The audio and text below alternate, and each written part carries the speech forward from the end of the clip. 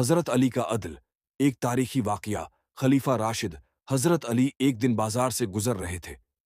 اچانک ان کی نظر ایک شخص پر پڑی جو ایک زرہ لوہے کی جنگی پوشاک بیچ رہا تھا۔ حضرت علی نے زرہ کو پہچان لیا۔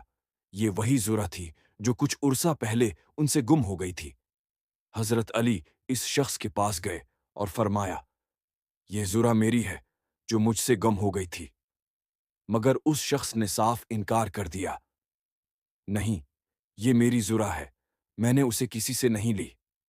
اب چونکہ معاملہ تنازع کا تھا، حضرت علی اسے اسلامی عدالت میں لے گئے اور قابل احترام قاضی شریح کے سامنے مقدمہ پیش کیا۔ حضرت علی نے دعوی کیا کہ زرہ ان کی ہے، لیکن قاضی نے ادب سے عرض کیا، آئے امیر المؤمنین، کیا آپ کے پاس کوئی گواہ ہے؟ حضرت علی نے فرمایا، ہاں، میرا بیٹا حسن گواہ ہے۔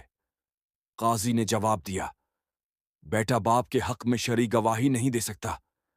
چونکہ کوئی اور گواہ موجود نہ تھا، قاضی نے اسلامی قانون کے مطابق فیصلہ حضرت علی کے خلاف دے دیا اور زرہ اس شخص کو دے دی گئی۔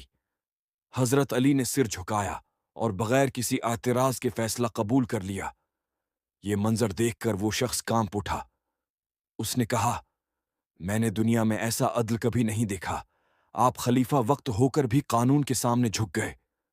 پھر اس نے کہا، یہ ذرا واقعی آپ ہی کی ہے، میں نے جھوٹ بولا تھا۔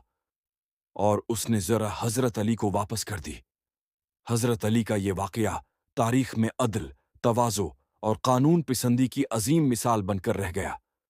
جب طاقتور بھی انصاف کے سامنے جھک جائے تو وہی اصل انصاف ہوتا ہے۔